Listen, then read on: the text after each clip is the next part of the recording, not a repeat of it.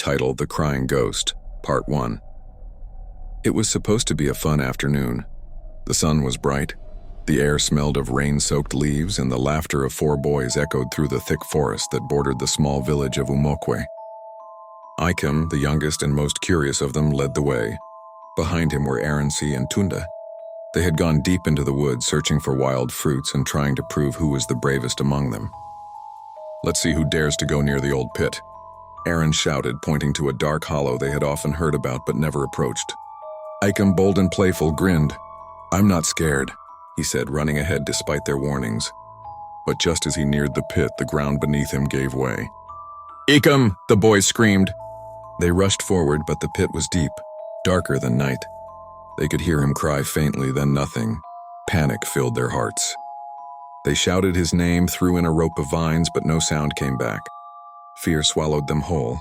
Aaron's voice trembled. "If we tell anyone, they'll say we pushed him." The others nodded in terrified silence. So the boys ran home, pale, shaken, and quiet, carrying a secret that would haunt them forever. That night the wind howled through the village as if the forest itself was mourning. The next morning, Ikem's mother called out for him. "Ikem, breakfast is ready." To her shock, a familiar voice answered, "I'm here, Mama." There he was, and standing in the doorway, smiling faintly, his clothes spotless.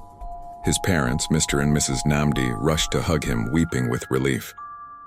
"Where were you, my son?" his father asked. "I lost my way," Ikem said softly, "but I'm fine now."